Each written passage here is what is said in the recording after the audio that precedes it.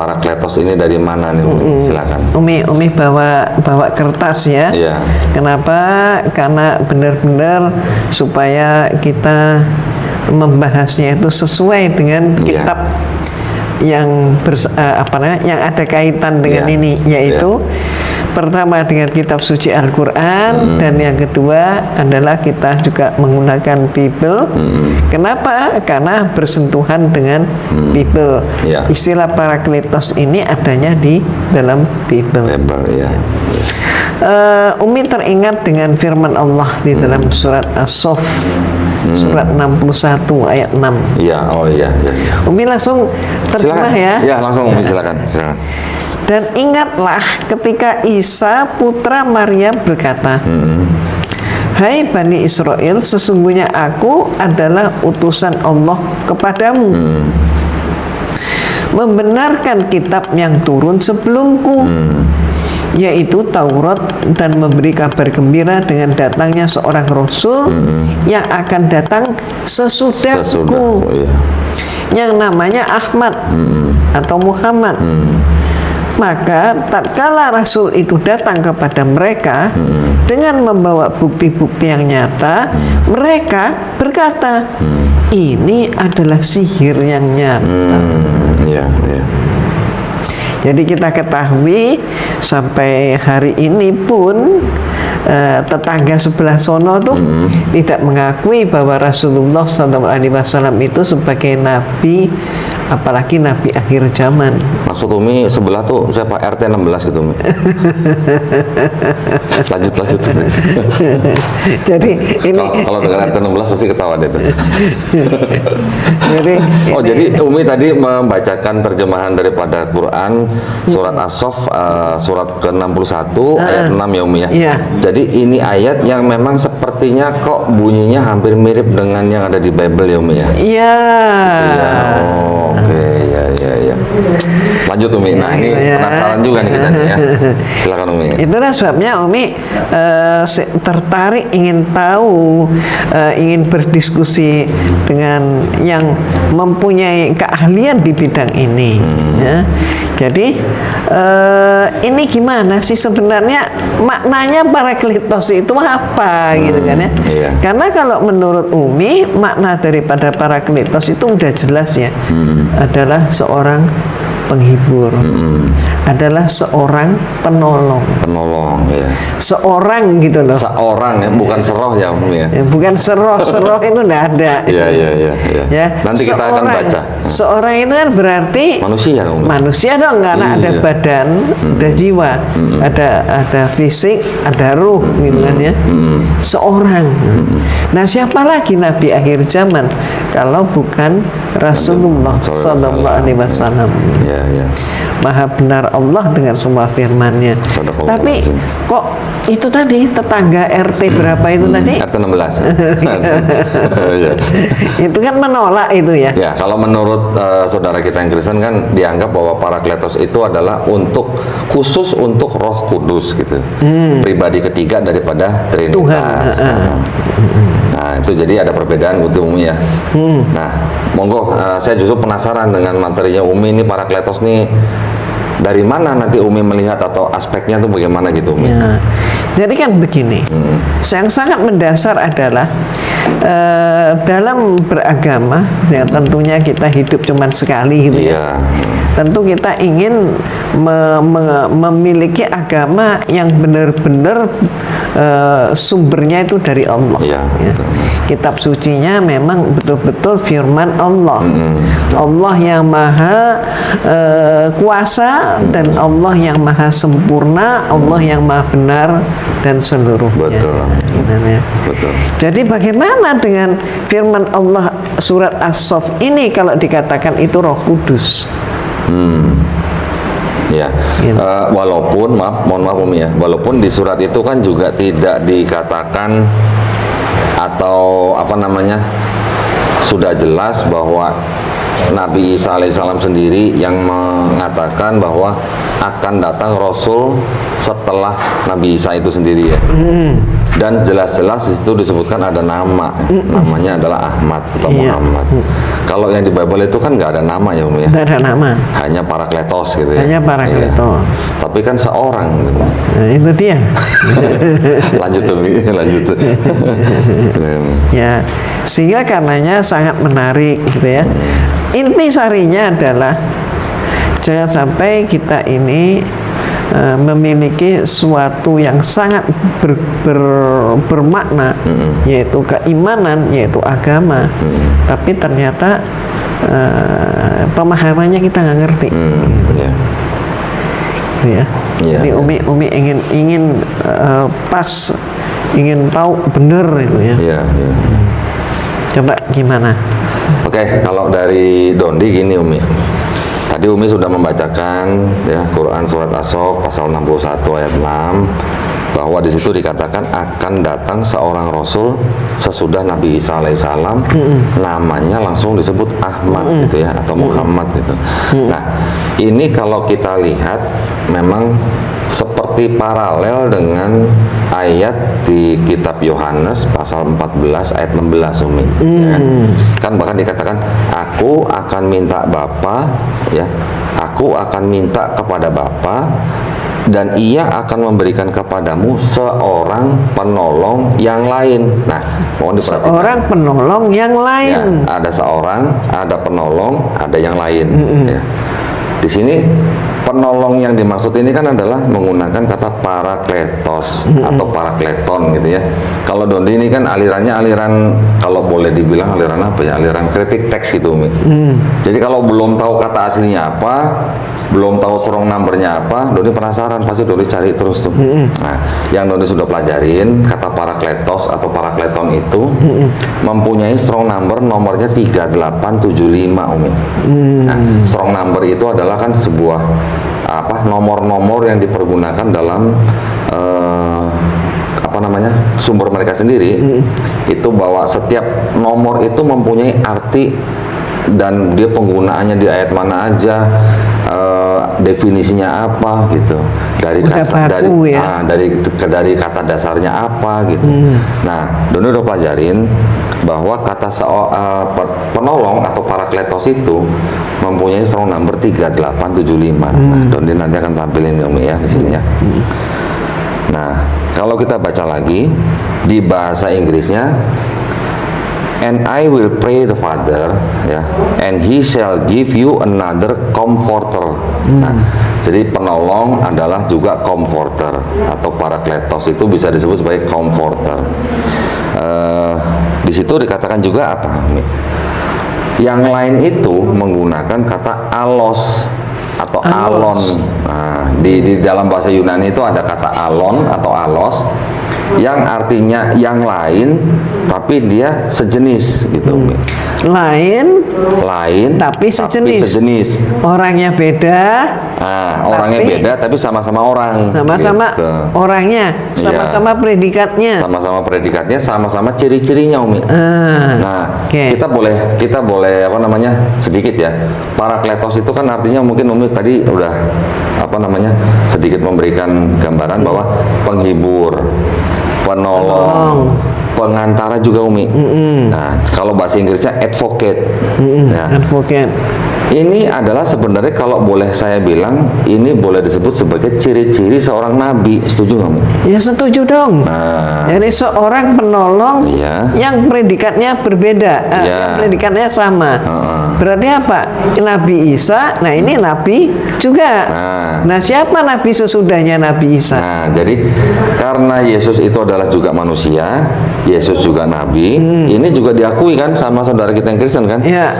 Terlepas dari mereka mengakui Yesus itu manusia juga, nabi juga, terus kemudian Tuhan juga, itu urusan mereka. Tapi buat kita, kalau kita mau objektif, Yesus manusia, Yesus juga nabi, karena di Bible juga dia disebut nabi kan, ya.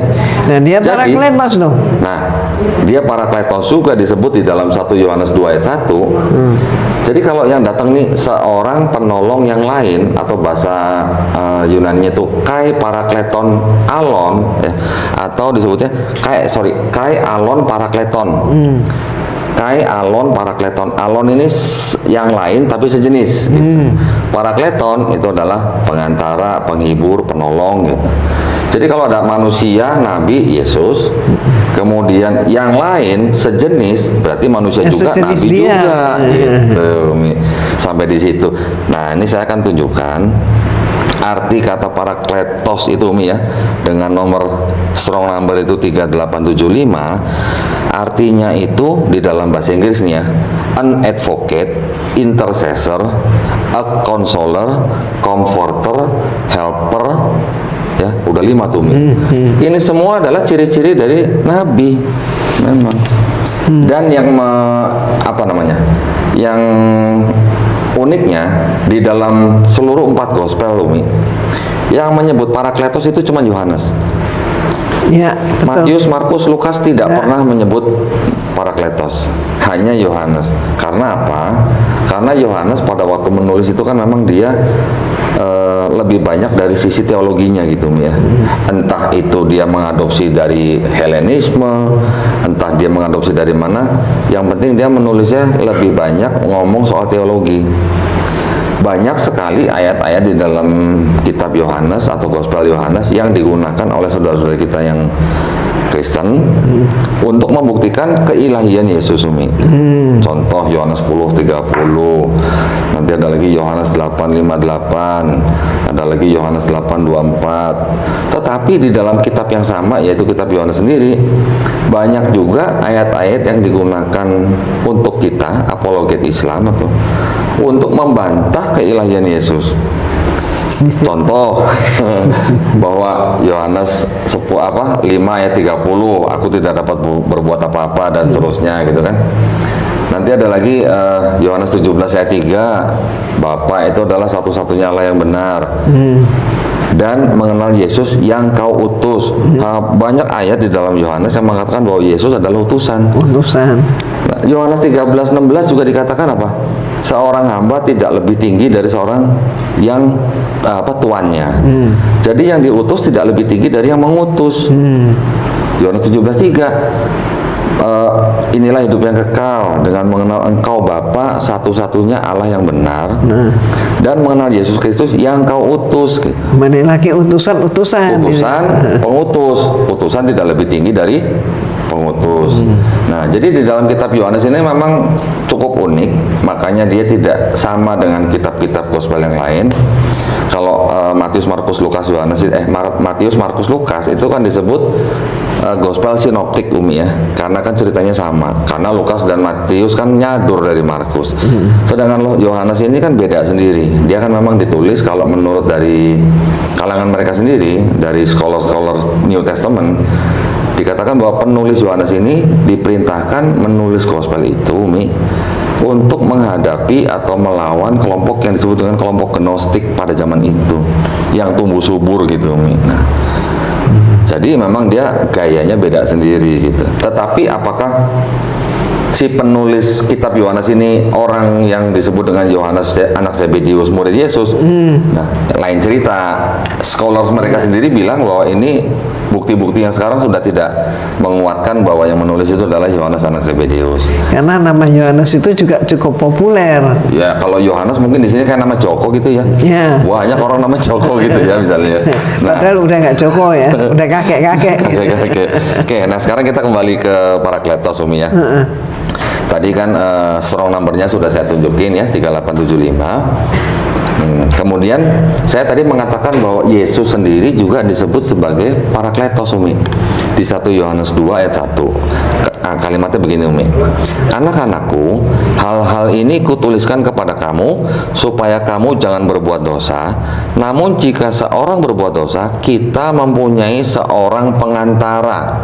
Pengantara ini di dalam bahasa Yunaninya juga Parakleton pada Bapa, yaitu Yesus Kristus yang adil. Nah, di bahasa Inggrisnya, Umi, 1 John 2 chapter 2 verse 1. My little children, these things write I unto you, that ye sin not. And if any man sin, we have, nih ya, perhatikan ya, we have an advocate. Advocate ini adalah parakleton juga. Kalau kita cek ke dalam bahasa Yunaninya, nomor strong numbernya sama dengan Yohanes 14:16, 1 Yohanes 2 ayat 1. Itu strong numbernya tetap semua sama, 3875. Artinya advocate, comforter, helper, intercessor, ya. Jadi Yesus juga disebut sebagai advocate. Terus kemudian Yesus berdoa kepada Bapa untuk mengirimkan seorang advocate yang lain. Nah, sekarang yang menjadi permasalahan, kenapa saudara kita yang Kristen memberikan klaim atau argumen bahwa yang dimaksud dengan parakletos itu adalah Roh Kudus, Umi. Karena memang di teks Yunani juga ada pneuma haigon. Nanti ayatnya kita lihat ya, Umi ya. Langsung saja. Saya berikan ayat di ini sebentar. Jadi berasal dari teks Yunani. Ya, di dalam teks Yunani itu memang ada kata-kata pneuma haigon yang artinya Roh Kudus gitu ya. Di Yohanes 14 ayat 26 ya, dikatakan begini, tetapi penghibur, ini juga parakleton juga, strong numbernya sama 3875, disebutkan diteruskan begini, yaitu Roh Kudus. Nah, to pneuma to haigon, yang akan diutus oleh Bapa dalam namaku, dialah yang akan mengajarkan segala sesuatu kepadamu dan akan mengingatkan kamu akan semua yang telah kukatakan kepadamu. Itu dasarnya dari sini, makanya saudara kita yang Kristen mengatakan bahwa parakletos itu adalah Kudus, Umi. Nah, kalau begitu itu sebabnya seorang ulama dari Turki itu Meftullah Gulen. Jadi beliau menerjemahkan bahwa yang dimaksudkan Roh Kudus itu adalah Nabi Muhammad sallallahu alaihi wasallam. Ya. Jadi yang disebut dengan Roh Kudus itu ya. Tetapi kan itu berarti berlawanan atau tidak sama dengan perspektifnya Kristen bahwa Roh Kudus itu adalah pribadi yang ketiga dari Trinitas. Ya. Jadi kalau menyanggah gitu ya. Kalau menyanggah bahwa itu bukan Nabi Muhammad gitu ya, tapi itu Roh Kudus. Ya, ternyata di Turki juga sudah ada penelitian ke arah itu yang menyimpulkan bahwa oke, kalau memang dimaksudkan itu Roh Kudus, ya siapa Roh Kudus itu? Kalau yang Doni lihat gini, Umi, Doni juga pernah baca, tapi ini di abad-abad zaman dulu ya, bahwa sebenarnya kata parakletos itu sebenarnya sudah dirubah. Tapi ini klaim ya, Umi ya, ini klaim ya. Ini klaim bahwa kata parakletos itu sebenarnya sudah dirubah, yang tadinya itu adalah periklitos. Periklitos. Ada periklitos, ada parakletos. Ini klaim tapi dari kalangan Muslim, Dodi lupa namanya lah. Tapi sepertinya klaim ini juga mungkin kurang kuat atau bagaimana, karena Doni juga belum ngecek ke teks aslinya itu tulisannya periklitos atau parakletos. Tapi kalau teks aslinya yang Doni cek di di sumber dari kalangan Kristen, memang sudah tertulisnya parakletos. Teks yang atau manuskrip yang sebelumnya, apakah ada yang dulu ada tulisan periklitos, Doni belum pernah lihat gitu. Jadi ya itu mungkin kita drop aja lah ya, Umi ya. Tetapi sebenarnya bukan hanya dari situ sih, Umi ya. Kalau tadi Umi sebutkan ada yang menganggap bahwa Roh Kudus itu adalah Nabi Muhammad SAW, ya boleh-boleh saja kan dia klaim. Kalau Doni kok malah ngeliatnya bukan kata Roh Kudusnya, Umi, tetapi Roh kebenaran. Roh kebenaran. Nah, kan ada di ayatnya kan, yang di ayat ke berapa ya sebenarnya? Yang kalau nggak salah di Yohanes 16 ayat 7. Enggak, 12 sampai 13, Umi. Oh, 12 sampai 13. Ya, yang di Yohanes 16 ayat 12 sampai 13 itu kan dikatakan begini. Masih banyak hal yang harus kukatakan kepadamu. Ya kan? Iya. Tetapi sekarang kamu belum dapat menanggungnya. Tetapi apabila Ia datang, yaitu Roh kebenaran. Nah, kalau Doni sih nggak mau klaim, tapi hanya mikirnya di dalam setiap manusia kan juga ada roh. Doni yakin bahwa di dalam Nabi Muhammad SAW, roh yang ada di dalam Nabi Muhammad SAW yaitu hanya roh kebenaran. Iya. Tidak ada roh dusta, tidak ada roh yang macam-macam gitu. Hanya roh kebenaran. Mungkin itu yang dimaksud gitu ya. Dia akan memimpin kamu ke dalam seluruh kebenaran. Sebab ia tidak akan berkata-kata dari dirinya sendiri, tetapi segala sesuatu yang didengarnya itulah yang akan dikatakannya, dan ia akan memberitakan kepadamu hal-hal yang akan datang. Ya, bukan kita mau cocokologi nih, Umi. Ya. Tetapi Nabi Muhammad SAW, dia tidak berkata-kata dari dirinya sendiri. Dia mengatakan apa yang dia dengar dari malaikat Jibril yang berasal daripada Allah Subhanahu wa taala. Begitu juga Yesus. Yesus juga begitu kan di Bible. Iya. Aku tidak dapat berbuat apa-apa, aku hanya menghakimi dan penghakimanku adil. Firman yang sudah aku terima aku sampaikan kepada mereka. Enggak ada bedanya, sama sebenarnya, Umi. Iya. Kemudian di situ juga dikatakan ia akan memberitakan kepadamu hal-hal yang akan datang. Nah, ini luar biasa loh, Umi. Kita sekarang bisa mengetahui bahwa di dalam Quran tertulis kurang lebih ada 1000 ayat yang berhubungan dengan sains. Nah, terbuktinya baru belakangan ini, mungkin 50 tahun yang lalu, mungkin 100 tahun yang lalu, mungkin baru 200 atau 300 tahun yang lalu.